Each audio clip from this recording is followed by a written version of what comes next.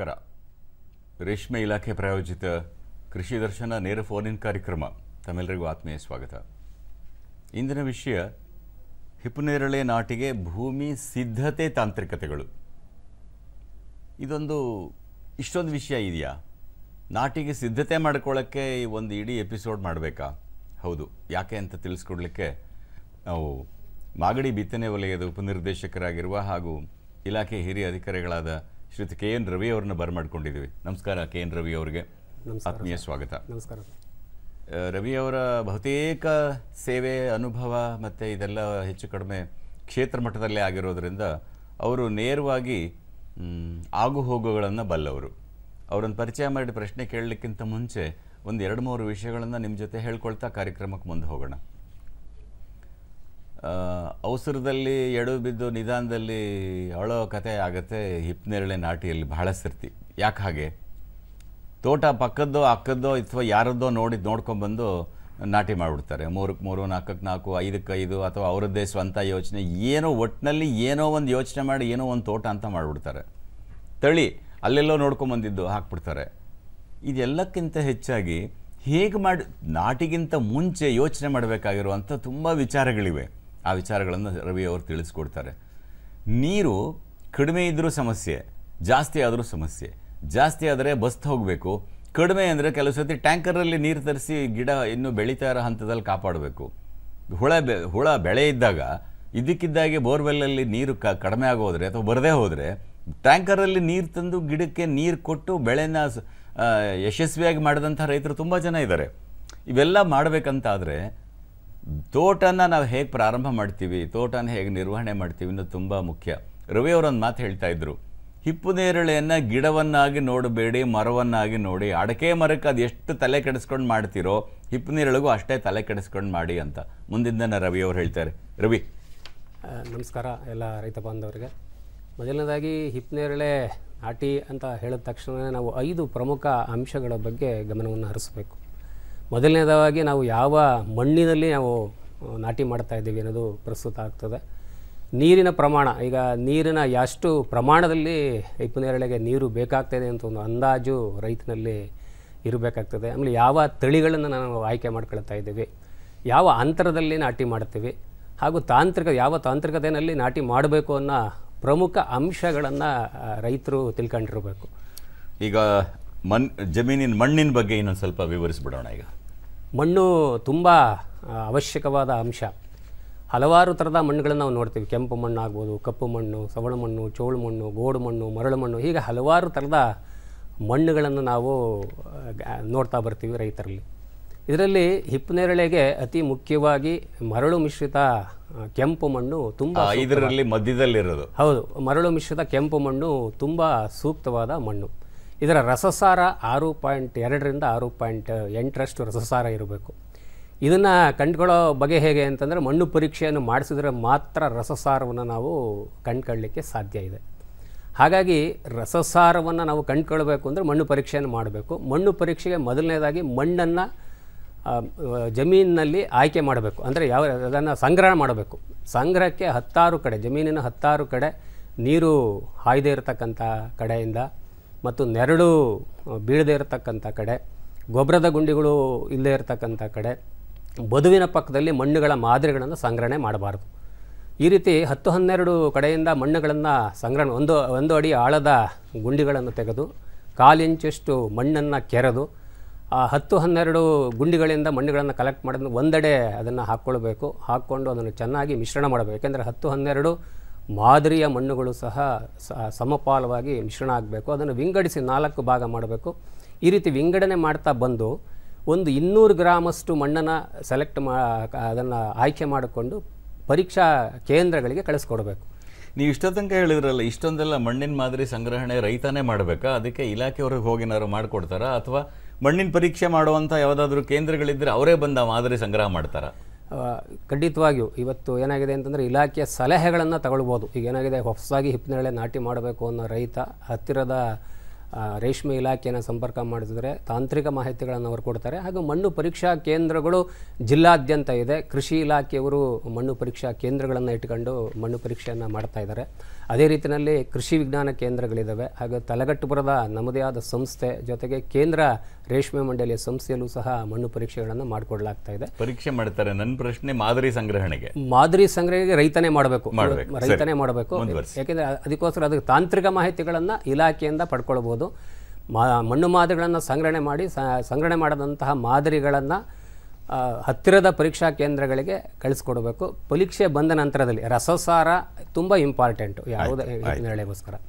ಈಗ 6.2 ಈಗ 7ಕ್ಕಿಂತ ಕಡಿಮೆ ಇರತಕ್ಕಂತಹ ರಸಸಾರವನ್ನು ನಾವು ಆಮ್ಲೀಯ ಮಣ್ಣು ಅಂತ ಹೇಳ್ತೀವಿ. 7ಕ್ಕಿಂತ ಹೆಚ್ಚಿನ ರಸಸಾರ ಇರತಕ್ಕಂಥ ಮಣ್ಣನ್ನು ಕ್ಷಾರೀಯ ಮಣ್ಣು ಅಂತ ವಿಂಗಡಿಸ್ತೀವಿ. ಕ್ಷಾರೀಯ ಮಣ್ಣೇನಾದರೂ ಇತ್ತು ಅಂತಂದರೆ ಅದಕ್ಕೆ ಆಡ್ ಮಾಡ್ಕೊಳ್ಳೋ ಮುಂತರ ಅದನ್ನು ಸರಿಪಡಿಸ್ಕೊಂಡು ಹಿಪ್ಪನೇರಳೆ ನಾಟಿ ಮಾಡ್ಬೋದಾಗಿದೆ. ಅದೇ ಥರದಲ್ಲಿ ಆಮ್ಲೀಯ ಮಣ್ಣಾದರೆ ಅದಕ್ಕೆ ಸುಣ್ಣವನ್ನು ಹಾಕುವ ಮೂಲಕ ಸರಿಪಡಿಸ್ಕೊಳ್ಬೋದು. ಇಲ್ಲಿ ಅತಿ ಪ್ರಮುಖವಾದ ಒಂದು ಅಂಶ ಅಂತಂದರೆ ಹಿಂದಿನ ಬೆಳೆಯಲ್ಲಿ ನಾವು ಏನು ಬೆಳೆದಿದ್ದೀವಿ ಅಂತ ತುಂಬ ಮುಖ್ಯ. ಹಿಂದಿನ ಬೆಳೆ ನಾಟಿಗಿಂತ ಮುಂಚೆ ಈಗ ಸಾಮಾನ್ಯವಾಗಿ ಏನಾಗುತ್ತೆ ಅಂತಂದರೆ ತರಕಾರಿ ಬೆಳೆಗಳನ್ನೇನಾರ ಬೆಳೆದಿದ್ದರೆ ತುಂಬ ಔಷಧಿಗಳನ್ನು ಹೊಡೆದಿರ್ತಾರೆ, ಕೀಟನಾಶಕಗಳನ್ನು ಹೊಡೆದಿರ್ತಾರೆ. ಇದು ಮುಂದೆ ಹುಳು ಸಾಕಾಣಿಕೆ ಮಾಡಬೇಕಾದ್ರೆ ಅಡ್ಡ ಪರಿಣಾಮಗಳನ್ನು ಬೀರ್ತವೆ. ಆ ಕಾರಣಕ್ಕೋಸ್ಕರ ಹಿಂದಿನ ಬೆಳೆ ತರಕಾರಿಗಳನ್ನ ಏನಾರು ಬೆಳೆದಿದ್ದರೆ 2 ಅಥವಾ 3 ಬೆಳೆ ಮೇವಿನ ಜೋಳಗಳನ್ನು ಬೆಳೆಸ್ಕೊಳ್ಬೇಕು. ನೇರವಾಗಿ ಯಾವುದೇ ಕಾರಣಕ್ಕೂ ಹಿಪ್ಪನೇರಳೆಯನ್ನು ನೇರವಾಗಿ ನಾಟಿ ಮಾಡಬಾರ್ದು. ಈಗ ಮೇವಿನ ಬೆಳೆ ಹಾಕಲ್ಲ, ನಾನು ನನ್ನ ಜಮೀನಿನ ಫಲವತ್ತತೆ ಜಾಸ್ತಿ ಮಾಡ್ಕೋತೀನಿ ಅಂದರೆ ಅಪ್ಸೆಣಬು, ಹುರುಳಿ ಈ ಥರ ಹಾಕಿ ಅಲ್ಲೇ ಮತ್ತೆ ತಿರ್ಗಿ ಮಲ್ಚ್ ಮಾಡ್ಬೋದು. ಮಲ್ಚ್ ಮಾಡಿದ್ರು ಸಹ ಆದರೆ ಈ ಮೇವಿನ ಜೋಳ ಹಾಕಿದ್ರೆ ಮಾತ್ರ ಆ ವಿಷಯುಕ್ತವಾದ ಅಂಶಗಳನ್ನು ತೆಗಿಲಿಕ್ಕೆ ಸಾಧ್ಯ. ಆ ವಿಷ ಹೋಗಿ ದನ ಕೊಟ್ಟೋಗುತ್ತದು. ಅಂದರೆ ಅದಕ್ಕೆ ಸಸ್ಟೈನಬಿಲಿಟಿ ಇರ್ತದೆ. ಈ ಹುಳುಗಳಷ್ಟು ರೆಸಿಡ್ಯೂಯಲ್ ಸೂಕ್ಷ್ಮ ಅಲ್ಲ. ಹಾಗಾಗಿ ಅದು ಕೆಲವು ರೈತರು ಏನು ಮಾಡ್ತಾರೆ ಅಂತಂದರೆ ಮೆಚುರಿಟಿಗೆ ಬಂದಾಗ ಜೋಳವನ್ನು ಕಟ್ ಮಾಡಿ ಆಚೆ ಹಾಕಿಬಿಡ್ತಾರೆ. ಅದರ ಮಣ್ಣು ಸಮೇತ ತೆಗೆದುಬಿಟ್ಟು ಅದರಲ್ಲಿರ್ತಕ್ಕಂಥ ವಿಷಯುಕ್ತ ಅಂಶಗಳನ್ನು ಬೇರ್ಪಡಿಸಿ ನಂತರದಲ್ಲಿ ಹಿಪ್ಪನೇರಳೆ ನಾಟಿ ಮಾಡ್ಕೊಳ್ಳೋದು ಒಳ್ಳೆಯದು. 2 ಬೆಳೆನ 1, 2, 3 ಬೆಳೆ ಕನಿಷ್ಠ 2 ಬೆಳೆ ಆದರೂ ಮಾಡಬೇಕು. ಕನಿಷ್ಠ 2 ಬೆಳೆ ಬೆಳಿಬೇಕು. ಕನಿಷ್ಠ 2 ಬೆಳೆ ಕಡಿಮೆ 6 ರಿಂದ 8 ತಿಂಗಳು. 6 ತಿಂಗಳು. ಕೆಲವು ರೈತರು ಏನು ಮಾಡ್ತಾರೆ ಅಂತಂದರೆ ಇವತ್ತು ಹೆಚ್ಚಿನ ಅಂತರದಲ್ಲಿ ನಾಟಿ ಮಾಡ್ತಾ ಅಭ್ಯಾಸ ಇಟ್ಕೊಂಡಿರೋದ್ರಿಂದ ಮಧ್ಯದಲ್ಲೇ ಮೇವಿನ ಜೋಳಗಳನ್ನು ಹಾಕ್ಕೊಳ್ತಾರೆ. ಹಿಪ್ಪನೇರಳೆ ನಾಟಿಯ ಜೊತೆಗೆ ಮೇವಿನ ಜೋಳಗಳನ್ನು ಸಹ ನಡೆಯುತ್ತೆ, ಮಾಡಬಹುದು. ಆ ಥರನೂ ಅಂದರೆ ಈಗ ಹಿಪ್ಪನೇರಳೆ ತೋಟಕ್ಕೆ 8 ತಿಂಗಳು ಸಮಯ ಉಳಿಯುತ್ತೆ. ಖಂಡಿತವಾಗಿ ಜೊತೆಗೆ ಮಾಡಬಹುದು. ಅಂದರೆ ಅಂತರವನ್ನು ಜಾಸ್ತಿ ಮಾಡಿಕೊಂಡಾಗ ಮಾಡಲಿಕ್ಕೆ ಸಾಧ್ಯ ಇದೆ. ಅಂತರ ಸ್ವಲ್ಪ ಮುಂದೆ ಹೇಳೋಣ. ಹೇಳಿ. ಈ ರೀತಿಯಾಗಿ ಮಣ್ಣು ಭಾಳ ಸೂಕ್ಷ್ಮವಾದ ಒಂದು ವಿಚಾರ. ಮಣ್ಣು ಪರೀಕ್ಷೆಯನ್ನು ಮಾಡಿಸ್ಕೊಳ್ಬೇಕಾದಂಥದ್ದು ಅನಿವಾರ್ಯತೆ ಎಲ್ಲ ರೈತರಿಗೂ ಇದೆ. ಇದನ್ನು ಕಡ್ಡಾಯವಾಗಿ ರಸಸಾರ ನೀವು ಹೇಳಿದ್ರಿ ಸರಿಪಡಿಸಬೇಕು ಅಂತ, ಅದು ಎಷ್ಟು ದುಬಾರಿ ಕೆಲಸ? ಅದು ದುಬಾರಿ ಏನಾಗೋದಿಲ್ಲ, ಭಾಳಷ್ಟು ಸುಲಭವಾಗಿ ರೈತರುಗಳು ಮಾಡಬೇಕು. ಸರ್ಕಾರದಿಂದ ಏನಾದ್ರು ಸಹಾಯಧನ ಇತ್ಯಾದಿ ರಾಸಾಯನಿಕಗಳನ್ನು ಕೊಡ್ತಾರೆ? ಇಲಾಖೆಯಿಂದ ಇಲ್ಲ, ಬಟ್ ಕೃಷಿ ಇಲಾಖೆಯಿಂದ ಸೌಲಭ್ಯಗಳು ಸಬ್ಸಿಡಿ ದರದಲ್ಲಿ ಜಿಪ್ಸಮ್ನು ಸಿಗ್ತದೆ, ಸಬ್ಸಿಡಿ ದರದಲ್ಲಿ ಲೈಮ್ ಸ್ಟೋನ್ಗಳು ಸಿಗ್ತದೆ. ಇಲಾಖೆ ಸಹಾಯ ಮಾಡುತ್ತೆ, ಅದಕ್ಕೆ ಖಂಡಿತ ಮಾಡ್ತದೆ. ಅದನ್ನು ಉಪಯೋಗಿಸ್ಕೊಳ್ಬೋದು. ಅದನ್ನು ಹೇಗೆ ಹಾಕಬೇಕು, ಅದನ್ನು ನೀರು ಹೇಗೆ ಕಟ್ಟಬೇಕು, ನೀರು ಹೇಗೆ ಬಸಿಬೇಕು ಎಲ್ಲ ಹೇಳ್ಕೊಡ್ತಾರೆ. ಖಂಡಿತ ತಾಂತ್ರಿಕ ಸಲಹೆಗಳನ್ನು ಇಲಾಖೆ ಕೊಡ್ತಾ ಇದೆ. ಸರಿ, ನೀರಿಗೆ ಬಂದೆ. ಈಗ ನೀರಿನ ಅವಶ್ಯಕತೆ ಬಗ್ಗೆ ಒಂಚೂರು ಹೇಳ್ಬಿಡಿ. ಈಗ ಖಂಡಿತ ನೀರು ಅಂತಂದರೆ ಇವತ್ತು ನೋಡಿ, ಯಾವುದೇ ಬೆಳೆಯನ್ನು ನಾವು ಮಾಡಲಿಕ್ಕಿಂತ ಮುಂಚೆ, ಕೃಷಿಯ ಬೆಳೆಗಳನ್ನು ಮಾಡಲಿಕ್ಕಿಂತ ಮುಂಚೆ ನೀರು ಆ ಬೆಳೆಗೆ ಎಷ್ಟು ಬೇಕು ಅನ್ನೋ ಸೂಕ್ಷ್ಮತೆಯನ್ನು ರೈತರು ಅರ್ಥ ಮಾಡ್ಕೊಳ್ಬೇಕು. ಈ ಸೂಕ್ಷ್ಮತೆಯನ್ನು ಅರ್ಥ ಮಾಡ್ಕೊಳ್ಳೋದೇ ಇವತ್ತು ಅಡಿಕೆ ನೋಡ್ತಾ ಇದ್ದೀವಿ ನಾವು. ಅಡಿಕೆಯನ್ನು ನೀರು ಕಡಿಮೆ ಇರತಕ್ಕಂತಹ ರೈತನೂ ಸಹ ಭಾಳ ಆಸೆಯಿಂದ ಆಸಕ್ತಿಯಿಂದ ಬೆಳೆಸಿ. ಏನು ಮಾಡೋದು, ರೇಟ್ ಚೆನ್ನಾಗಿದೆ, ಖಂಡಿತವಾಗಿ ಅದು ಗಂಟು ನೋಡಿದಾಗ ಆಸೆ ಆಗುತ್ತೆ. ಆದರೆ ಮುಂದೊಂದು ದಿನ ಪರಿತಪಿಸಬೇಕಾದಂತಹ ಸಂದರ್ಭಗಳು ಬರ್ತವೆ. ಆ ಕಾರಣಕ್ಕಾಗಿ ಹಿಪ್ಪನೇರಳೆನ ನಾವು ಯೋಚನೆ ಮಾಡೋದಾದರೆ, ಹಿಪ್ಪನೇರಳೆಗೆ ನೀರೆಷ್ಟು ಬೇಕು ಅಂತ ಅಂದಾಜು ಮಾಡೋದಾದರೆ 1 ಎಕರೆಗೆ 1.5 ರಿಂದ 2 ಎಕರೆ ಇಂಚು ನೀರು ಬೇಕು ಅಂತ ಹೇಳ್ತೀವಿ. 1 ಎಕರೆ ಇಂಚ್ ಅಂತಂದರೆ 1 ಎಕರೆ ಭೂಮಿನ 1 ಇಂಚು ನೀರನ್ನು ನಿಲ್ಲಿಸಬೇಕಾದ್ರೆ ಎಷ್ಟು ನೀರು ಬೇಕಾಗ್ತದೆ ಅದನ್ನು 1 ಎಕರೆ ಇಂಚ್ ಅಂತ ಹೇಳ್ತೀವಿ. ಇಲ್ಲಿ ನಿಮ್ಮ ಹತ್ರ ಬಂದಾಗ ಹೇಳಿ, ಎಷ್ಟು ಇಂಚ್ ನೀರಿದ್ರೆ ಬೋರಲ್ಲಿ ಎಷ್ಟು ಗಂಟೆ ಆನ್ ಮಾಡಿದ್ರೆ ಆಗುತ್ತೆ ಅಂತ ಲೆಕ್ಕ ಬೇಕು. ಆ ಲೆಕ್ಕ ಅಂದರೆ ಲೆಕ್ಕ ನಮ್ಗೆ ಅರ್ಥ ಆಗಲ್ಲ. ಸರಿಸುಮಾರು 86,000 ಲೀಟರ್ ನೀರು ಅಂತಂದರೆ 2 ಇಂಚು 8 ದಿನಕ್ಕೆ ಒಂದು ಸತಿ ಒಂದು ಹದ ನೀರು ಕಟ್ಟಬೇಕು ಅಂತಂದರೆ 8 ದಿನಕ್ಕೆ ಒಂದು ಸತಿ ನೀರು ಬೇಕಾಗತ್ತೆ. 2 ಇಂಚ್ ನೀರು ಬರೋ ಬೋರ್ ಸರಿಸುಮಾರು 1,71,000 ಲೀಟರ್ ನೀರು ಬೇಕಾಗತ್ತೆ. ಅಂದರೆ ಹರಿಸಿದ್ರೆ ಮಾತ್ರ, ಹರಿಸಿದ್ರೆ ಹಾಯಿ ನೀರಿನಲ್ಲಿ ನಾನು ಮಾತಾಡ್ತಿರ್ತಕ್ಕಂಥ ಹಾಯಿ ನೀರಿನಲ್ಲಿ ಇದು ಬಹಳ ದಂಡ ಆಗುತ್ತೆ. ಅದಕ್ಕೋಸ್ಕರ ಡ್ರಿಪ್ಪನ್ನು ಮಾಡಿಸ್ಕೊಂಡ್ರೆ ಅದರ 40% ಭಾಗ ಅಂತಂದರೆ ಒಂದು ಬೆಳೆಗೆ ಹಾಯಿ ನೀರನ್ನು ಮಾಡಿಕೊಂಡ್ರೆ ನಮಗೆ ಬೇಕಾಗುವಂಥ ಪ್ರಮಾಣ 10 ಲಕ್ಷದ ಲೀಟ್ರ್ ಅಂದಾಜು ನಾನು ಹೇಳ್ತಾ ಇರೋದು.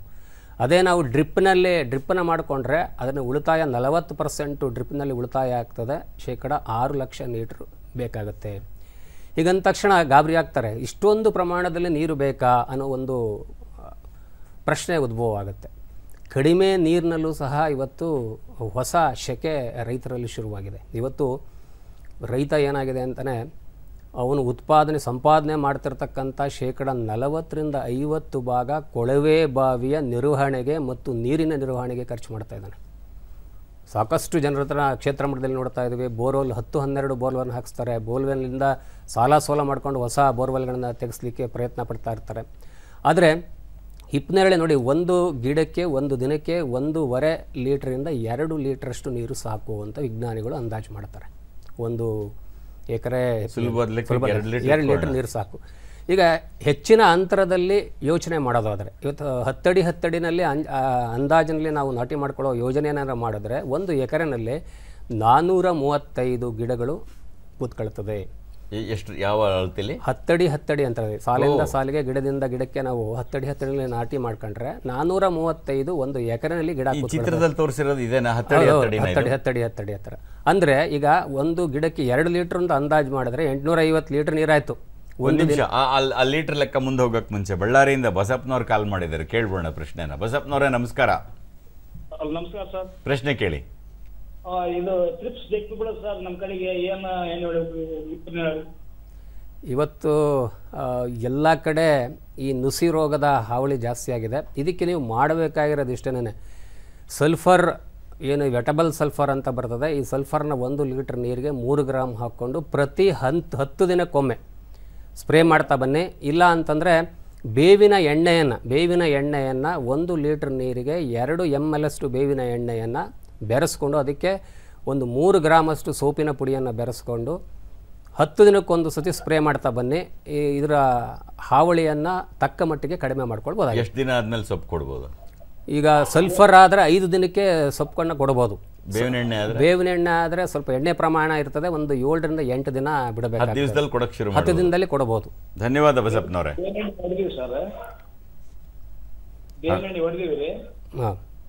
ಹೇಳಿ.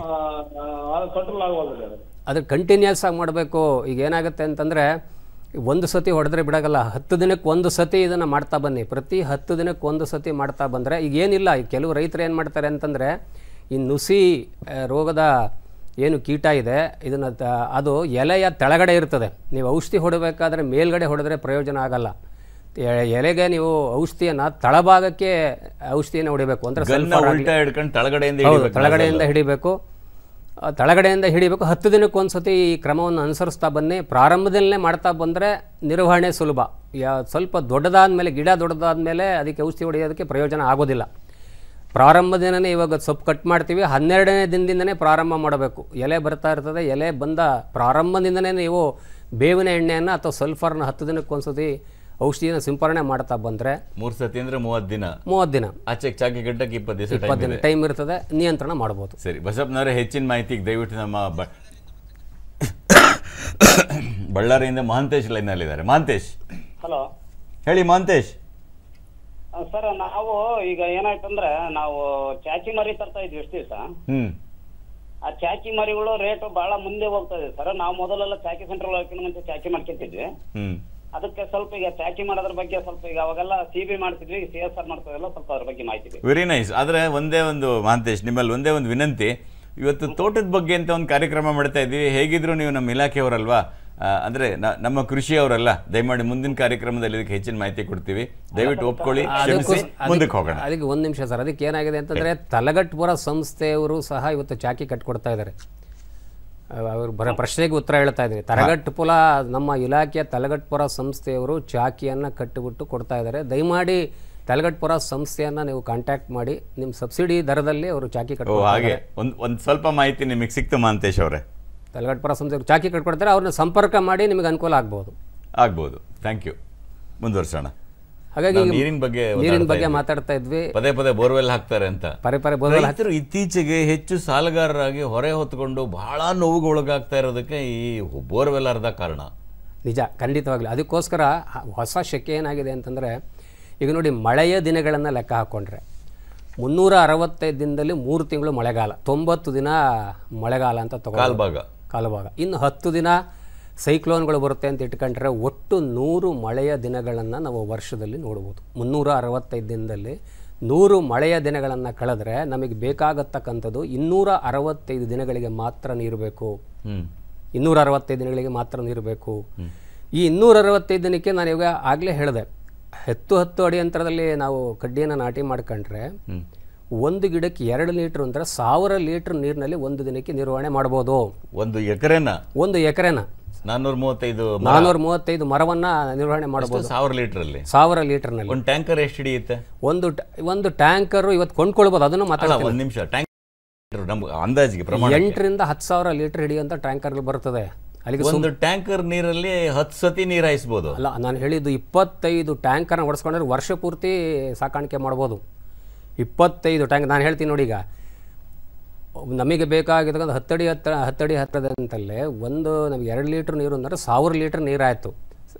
265 ದಿನ ಇಂಟು 1000 ಅಂತಂದರೆ ನಮಗೆ ವರ್ಷ ಪೂರ್ತಿ ಬೇಕಾಗ್ತಕ್ಕಂಥದ್ದು 2,65,000 ಲೀಟ್ರ್ ಅಷ್ಟೇ. 25 ಟ್ಯಾಂಕರ್ ಬೆಲೆ ಎಷ್ಟು? 25,000. ಇವತ್ತೊಂದು ಟ್ಯಾಂಕರ್ ಬೆಲೆ 1,000 ರೂಪಾಯಿ ಇರ್ಬೋದು.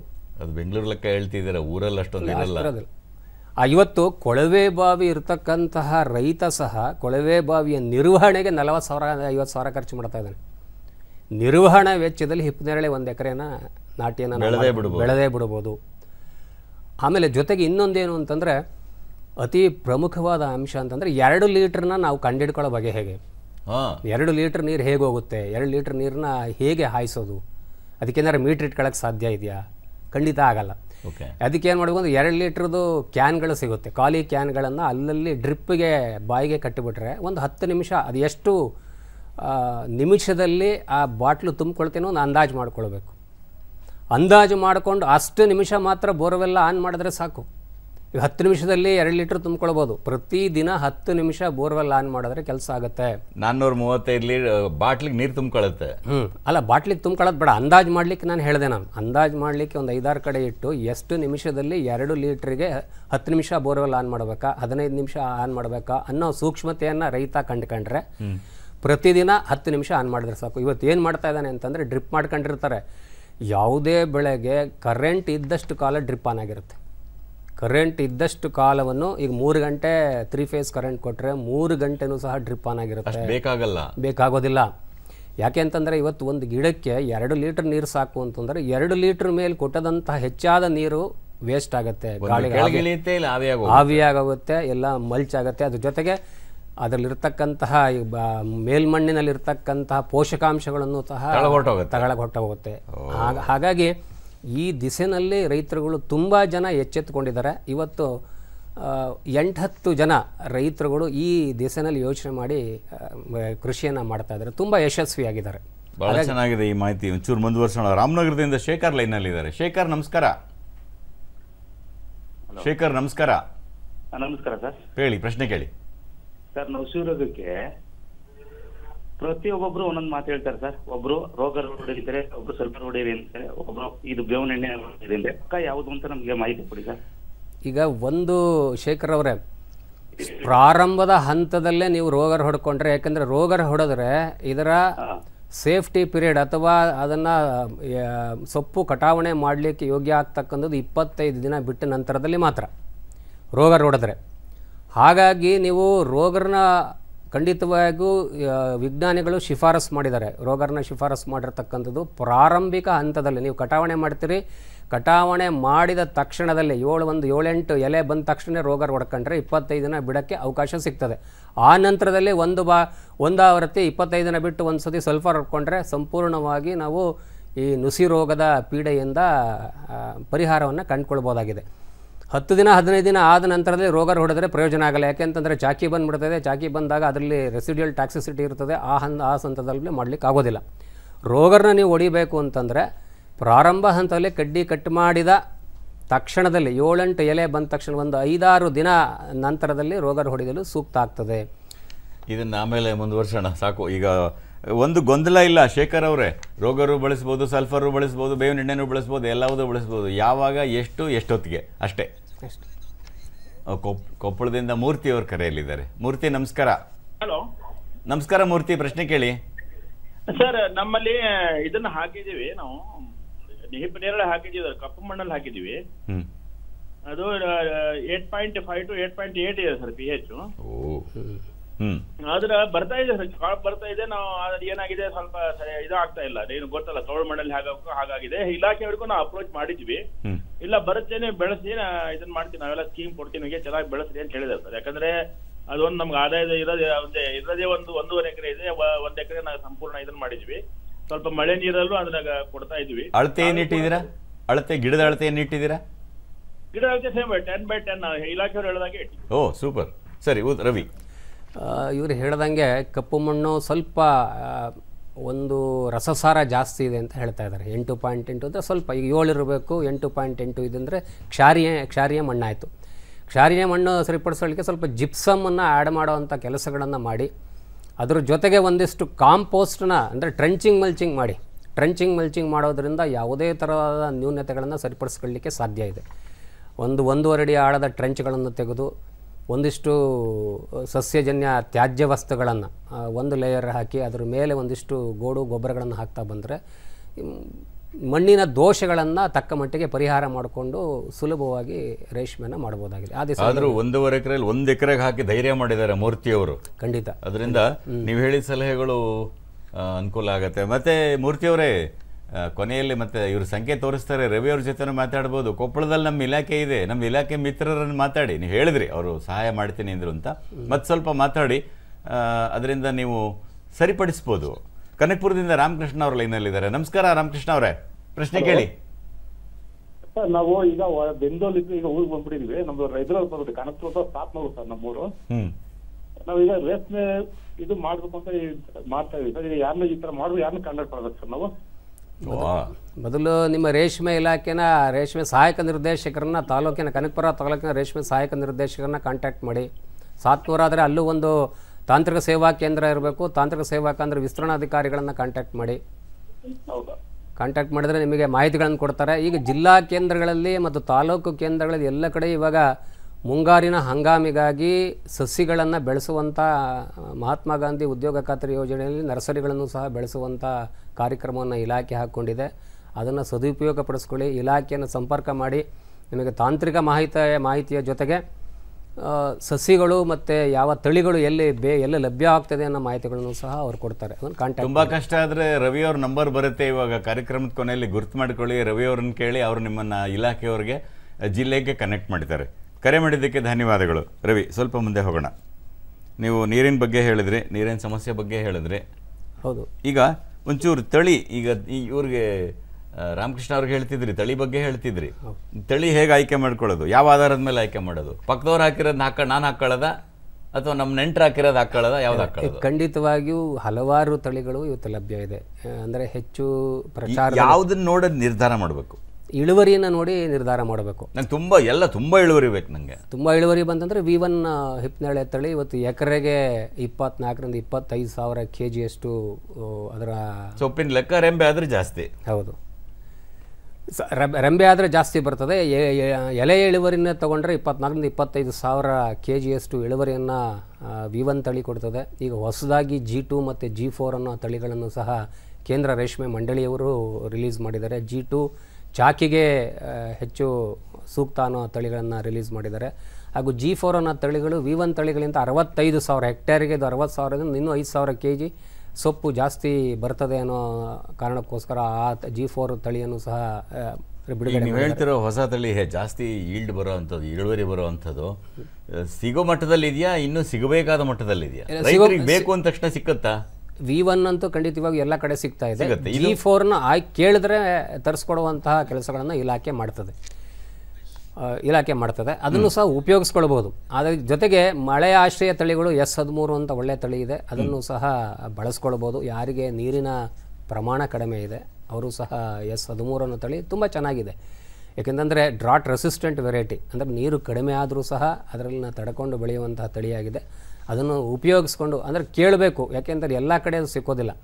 S13 ಅನ್ನೋ ತಳಿ ಬೇಕು ಅಂತಂದ್ರೆ ಕೇಳಿದ್ರೆ ಮಾತ್ರ ಅದನ್ನು ಇಂಥದೇ ತೆಂಗು ನನಗೆ ಸೊಸಿ ಬೇಕು ಅಂತ ಹೋಗಿ ಹೇಳ್ಕೊಂಬಂದಿರೋ ಥರ ಇದನ್ನು ಹೇಳ್ಕೋಬೇಕು ಮುಂಚೆ. ಹೌದು, ಹೇಳ್ಕೊಂಡ್ರೆ ಎಲ್ಲ ರೆಡಿ ಮಾಡ್ಕೊಂಡು ಓಡೋಗಿ ಯಾವುದೋ ಸಿಕ್ಕಿತ್ತಂತ ಹಾಕ್ತೀನಿ ಅಂದರೆ ತಪ್ಪಾಗುತ್ತೆ. ಮುಂಚಿತವಾಗಿ ಅದನ್ನು ಕೇಳ್ಕೊಂಡ್ರೆ ಅದನ್ನು ತಯಾರು ಮಾಡಿಸಿ ಕೊಡ್ಬೋದು. ಎಲ್ಲಿ ಕಡ್ಡಿ ಇದೆ ಅಥವಾ ಸಸಿ ಬೆಳೆಸಿ ಕೊಡುವಂಥ ಕೆಲಸಗಳನ್ನು ಇಲಾಖೆ ಮಾಡ್ಬೋದು. ಈ ತಳಿಗಳ ಬಗ್ಗೆ ನಾನು ಚೂರು ಮಾಹಿತಿ ತಿಳ್ಕೊಳ್ಳೋಣ. ವಿಜಯನಗರದಿಂದ ಉಮೇಶ್ ಲೈನಲ್ಲಿದ್ದಾರೆ. ಉಮೇಶ್ ನಮಸ್ಕಾರ, ಲೈನಲ್ಲಿದ್ದೀರಾ? ಪ್ರಶ್ನೆ ಕೇಳಿ ಉಮೇಶ್. ಹೇಳಿ ಸರ್. ಪ್ರಶ್ನೆ ಕೇಳ್ರಿ. ಅದೇ ನಮ್ಮದು ಮೆಜರ್ಮೆಂಟ್ ಬೇಕಾಗಿತ್ತು ಸರ್. ಗಿಡದಿಂದ ಗಿಡಕ್ಕೆ ಎಷ್ಟು ಹಾಕ್ಬೇಕು ಅಂತನಾ? ಹ್ಞೂ ಸರ್. ಅಲ್ಲ ಸರ್, ನೀವು 10x10 ಅಂತ ಹೇಳಿದ್ರಿ ಸರ್. ಈಗ ಕಡಿಮೆ ಮೆಜರ್ಮೆಂಟ್, ಈಗ 10x10 ಆದ್ರೆ ಇಳುವರಿ ಫಸ್ಟಿಗೆ ಒಂದು 2-3 ಕಟಿಂಗ್ ಕಡಿಮೆ ಆಗ್ತದಲ್ಲ ಸರ್? ಹೇಳ್ತಾರೆ ರವಿ, ರವಿ. ಮೊದಲನೇದಾಗಿ ಅಂತರ ಅನ್ನೋದು ಸೂಕ್ಷ್ಮವಾದ ವಿಚಾರ. ಅಂತರವನ್ನು ಜಾಸ್ತಿ ಮಾಡಿಕೊಂಡಷ್ಟು ಈಗ ಕೆಲವು ರೈತರುಗಳು ಏನು ಮಾಡ್ತಾಯಿದ್ದಾರೆ ಅಂತಂದರೆ, ಈಗ ಮಹಾಂತೇಶ್ ಅವರು ಹೇಳ್ದಂಗೆ 10 ಅಡಿ ಅಂತರದಲ್ಲಿ ನಾಟಿ ಮಾಡ್ಕೊಂಡ ನಂತರದಲ್ಲಿ ಇಳುವರಿ ಕಡಿಮೆ ಆಯಿತು ಅನ್ನೋದನ್ನು ತುಂಬ ರೈತರುಗಳು ಕಂಪ್ಲೇಂಟ್ಗಳನ್ನು ಮಾಡ್ತಾರೆ. ಅದಕ್ಕೆ ಕಾರಣ ಹುಡುಕೋಬೇಕು. ಮೊದಲನೇ ಕಾರಣ ಅಂತಂದರೆ, ಒಂದು ಈಗ 4 ಅಡಿ ಅಂತರದಲ್ಲಿ ನಾವು ನಾಟಿ ಮಾಡಿಕೊಂಡಾಗ 1 ಎಕರೆನಲ್ಲಿ 4840 ಸಸಿಗಳು ಕೂರಲಿಕ್ಕೆ ಸಾಧ್ಯ ಇದೆ. ನಾವು ಅಂತರವನ್ನು ಜಾಸ್ತಿ ಮಾಡ್ಕೊಳ್ತೀವಿ ಅಂತ ಕಳಿ. ಈಗ ಅಂತರ 10 ಅಡಿ ಅಂತಾಗ 435 ಗಿಡ ಕೂತ್ಕೊಳ್ತದೆ. 10ಕ್ಕೆ 1 ಆಯಿತು. ಇಲ್ಲಿ ಗಮನಿಸಬೇಕಾದ ಅಂಶ ಅಂತಂದರೆ, ಒಂದು ಇಳುವರಿಯನ್ನು ನಾವು ಮಾಡಿದ್ರೆ V1 ಹಿಪ್ಪನೇರಳೆ ತಳಿಯ ಅದರ ಪ್ರಾಮುಖ್ಯತೆ ಏನು ಅಂತಂದರೆ, 1 ಎಕರೆಗೆ 25,000 kg, 6 ಕಟಾವಿಗೆ ಅಂದಾಜು 1 ಕಟಾವಿಗೆ 4,000 kg ಸೊಪ್ಪನ್ನು ನಿರೀಕ್ಷಣೆ ಮಾಡಬೇಕು. ಈಗ 4,000 kgಯನ್ನು 435 ಗಿಡದಲ್ಲಿ ನಾವು ನಿರೀಕ್ಷಣೆ ಮಾಡೋದಾದ್ರೆ, ಈ ನೀವು ಹೇಳ್ತಿರೋ ವಿಚಾರದಲ್ಲಿ ಒಂಚೂರು ಅಂದರೆ ಸಮಯ ಮುಗಿತಾ ಇದೆ ಅಂತ ನಂದೊಂಚೂರು ಅವಸರ. ಮತ್ತೊಂದು ಕಾರ್ಯಕ್ರಮದಲ್ಲಿ ನಮ್ಮ ಉಮೇಶ್ ಅವರಿಗೆ ಇದರ ನಿರ್ವಹಣೆ ಬಗ್ಗೆ ಇಂಚೂರು ಹೆಚ್ಚು ಹೇಳೋಣ. ಒಂಚೂರು ನೀವು ಹೇಳಿದ್ದನ್ನು ಒಂಚೂರು ಓವರ್ ರೈಡ್ ಮಾಡ್ತಾ ಇದ್ದೀನಿ. ನೀವು ಎಷ್ಟು ಅಂತರ ಇಡಬೇಕು ಅನ್ನೋವಂಥದ್ದು ಒಟ್ಟಾರೆ ನಿಮ್ಮ ತೋಟದ ನಿರ್ವಹಣೆಯ ಚಾಕಚಕ್ಯತೆ ಮೇಲೆ ಅವಲಂಬಿಸಿದೆ. ಮತ್ತು ನೀವು ಎಷ್ಟು ಎಚ್ಚರದಿಂದ ಮಾಡ್ತೀರಿ ಅಂತ ಅದನ್ನು ನಮ್ಮ ಮುಂದಿನ ಕಾರ್ಯಕ್ರಮದಲ್ಲಿ ನಿಮಗೆ ಹೆಚ್ಚಾಗಿ ಹೇಳ್ತೀವಿ ಉಮೇಶ್ ಅವರೇ. ಈಗ ಒಂಚೂರು ಇದಿಷ್ಟಕ್ಕೆ ಕಿವಿ ಮಾತು, ನೀರು, ತಳಿ ಮತ್ತು ಅಂತರ, ಈ 3 ಬಗ್ಗೆ ಕಿವಿ ಮಾತು 1 ನಿಮಿಷದಲ್ಲಿ ಏನು ಹೇಳಕ್ಕೆ ಇಷ್ಟಪಡ್ತೀರಿ? ಮೊದಲನೇದಾಗಿ ಮಣ್ಣನ್ನು ಪರೀಕ್ಷೆ ಮಾಡ್ಕೊಳ್ಳೋದು ನಾಟಿ ಮಾಡಬಾರ್ದೆ. ನೀರು ಕಡಿಮೆ ಇರತಕ್ಕಂಥ ರೈತರನ್ನು ಹಿಪ್ಪನೇರಳೆಯನ್ನು ನಾಟಿ ಮಾಡ್ಬೋದು. ನೀರು ಬೋರ್ವೆಲ್ ಕೊರೆಸುವಂಥ ಅವಶ್ಯಕತೆ ಕಂಡು ಬರುವುದಿಲ್ಲ. ಇವತ್ತು ಮಾಡಬೇಕಾಗಿರ್ತಕ್ಕಂಥ ಏನು ಅಂತಂದರೆ, ಮಳೆಯ ನೀರನ್ನು ಸಂಗ್ರಹಣೆ ಮಾಡುವಂತಹ ತೊಟ್ಟಿಗಳು ಅಥವಾ ಕೃಷಿ ಹೊಂಡಗಳನ್ನು ಮಾಡ್ಕೊಳ್ಳಿ. ನೀರನ್ನು ಸಂಗ್ರಹಣೆ ಮಾಡ್ಕೊಳ್ಳಿ. ಒಂದು ಅರ್ಧ HP ಮೋಟ್ರ್ ಅಥವಾ 1 HP ಮೋಟ್ರ್ ಇಟ್ಕೊಂಡ್ರೆ ಸಾಕು. ಇಲ್ಲ ನೀರು ಇಲ್ಲವೇ ಇಲ್ಲ ಅಂತಂದ್ರೆ ಕೊಂಡ್ಕೊಂಡು ಸಹ ಹಿಪ್ಪನೇರಳೆ ಮಾಡ್ಬೋದು. 25 ಬಂಡವಾಳ ಹೂಡಬೇಡಿ. 25 ಟ್ಯಾಂಕರ್ ನೀರಾದರೆ ಸಾಕು ವರ್ಷದಲ್ಲಿ. 25 ಟ್ಯಾಂಕರ್ ಅಂದರೆ 25,000 ರೂಪಾಯಿನಲ್ಲಿ 1 ಎಕರೆ ಹಿಪ್ಪನೇರಳೆ ತೋಟವನ್ನು 10 ಅಡಿ ಎತ್ತರದಿಂದ ನಾಟಿ ಮಾಡಬಹುದು. ಸಾಲ ಮಾಡಬೇಡಿ. ಸಾಲ ಮಾಡುವ ಅವಶ್ಯಕತೆ ಬರೋದಿಲ್ಲ. ತಳಿ ಬುದ್ಧಿವಂತರಾಗಬೇಕು. ಇವತ್ತು ರೈತರುಗಳು ಬುದ್ಧಿವಂತರ. ನೀರು ಅಂದರೆ ಅಂತರ ಎಷ್ಟಿದ್ರೆ ಒಳ್ಳೆಯದು. ಅಂತರ ಯಾವುದೇ ಅಂತರ ಇಟ್ಕೊಂಡ್ರೂ ನಾನು ಆಗಲೇ ಹೇಳಿದೆ, ಈಗ 4,000 kg ಲಕ್ಷ್ಯ ಇರಬೇಕು.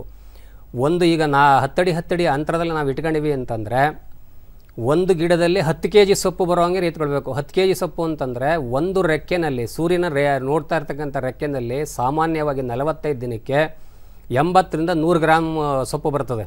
80ರಿಂದ 100 ಗ್ರಾಮ್ ಸೊಪ್ಪು 45 ದಿನಕ್ಕೆ ಕಟಾವಣೆ ಮಾಡಿದ್ರೆ ಬರ್ತದೆ. ಎಷ್ಟು ರೆಂಬೆಗಳನ್ನು ಇಟ್ಕೊಳ್ತೀವಿ ಅಷ್ಟು ಸೊಪ್ಪು ಬರ್ತದೆ. ಈ ಒಂದು ಮಾನದಂಡವನ್ನು ರೈತರು ಇಟ್ಕೊಳ್ಬೇಕು. 1 ರೆಕ್ಕೆ 100 ಗ್ರಾಮ್ ಸೊಪ್ಪು ಕೊಡ್ತದೆ. ಆ ಮಾನದಂಡವನ್ನು ಇಟ್ಕೊಂಡು ಎಷ್ಟು ರೆಕ್ಕೆನ ನಾನು ಇಟ್ಕೊಳ್ತೀವಿ ಅಷ್ಟು ಸೊಪ್ಪಿನ ಇಳುವರಿಯನ್ನು ತೆಗೆದುಕೊಳ್ಳೋಕೆ ಸಾಧ್ಯ ಇದೆ. ರವಿ, ನಾವು ಮುಂಚೆ ಇವತ್ತು ನಿಮ್ಮ ಜೊತೆ ಕಾರ್ಯಕ್ರಮ ಕೂತ್ಕೊಳ್ಳೋಕ್ಕಿಂತ ಮುಂಚೆ ಈ ಹಿಪ್ಪನೇರಳೆ ಅಂದರೆ ಯಾವ ಒಂದು ತಳಿ ಸಿಗತ್ತೆ, ಒಂದು ಟ್ರೆಂಚ್ ಹೊಡಿ ಇಲ್ಲ ಗುಂಡಿ ಹೊಡಿ ತಂದು ಸೊಸಿ ಇಡು ಇಲ್ಲ, ಇಷ್ಟು ಸರಳವಾಗಿದ್ದ ಯೋಚನೆನ ನೀವು ಭಾಳ ಕಾಂಪ್ಲಿಕೇಟ್ ಮಾಡಿಬಿಟ್ರಿ. ಆಗಲಿ, ನಿಮ್ಮ ನಂಬರ್ ತೋರಿಸ್ತೀವಿ. ಯಾರ್ಯಾರಿಗೆ ಏನೇನು ಬೇಕೋ ಎಲ್ಲ ಪ್ರಶ್ನೆಯನ್ನು ಕೇಳಿ ನಿಮಗೆ ಹೇಳ್ತಾರೆ. ಇದು ರೇಷ್ಮೆ ಇಲಾಖೆ ಪ್ರಾಯೋಜಿತ ಕಾರ್ಯಕ್ರಮ. ಈ ಕಾರ್ಯಕ್ರಮದಲ್ಲಿ ನೀವು ಗುಪ್ತವಾಗಿ ಇಟ್ಕೊಂಡು ಮುಕ್ತವಾಗಿ ಇಲ್ಲದೆ ಒದ್ದಾಡ್ತಾ ಇದ್ದ ವಿಚಾರಗಳನ್ನು ತುಂಬ ಮುಕ್ತವಾಗಿ ತೆಗೆದಿಟ್ಟಿದ್ದೀರಿ. ಅದರಿಂದ ಅವೆಲ್ಲ ವಿಚಾರಗಳನ್ನು ರೈತರು ನಿಮ್ಮ ಜೊತೆ ಮಾತಾಡ್ಕೊಳ್ಳಿ. ನಮ್ಮ ಇಲಾಖೆ ರೇಷ್ಮೆ ಇಲಾಖೆ ಎಲ್ಲ ಕೇಂದ್ರಗಳು ಕೂಡ ನಿಮ್ಮೆಲ್ಲರ ಸಮೀಪದಲ್ಲಿದೆ. ದಯವಿಟ್ಟು ನಮ್ಮ ಅಧಿಕಾರಿಗಳ ಜೊತೆ ಮಾತಾಡಿ ಹೆಚ್ಚಿನ ಮಾಹಿತಿ ಪಡ್ಕೊಳ್ಳಿ. ಅವಸರದಲ್ಲಿ ಮಾಡಿ ನಿಧಾನದಲ್ಲಿ ಒದ್ದಾಡಬೇಡಿ. ದಯವಿಟ್ಟು ಆ ಒಂದು ಕಿವಿ ಮಾತನ್ನು ನೆನ್ಪಿಟ್ಕೊಳ್ಳಿ. ಮುಂದಿನ ಕಾರ್ಯಕ್ರಮದಲ್ಲಿ ಭೇಟಿಯಾಗೋಣ. ರವಿ, ಧನ್ಯವಾದ. ನಮಸ್ಕಾರ. ಎಲ್ರಿಗೂ ಧನ್ಯವಾದ. ನಮಸ್ಕಾರ.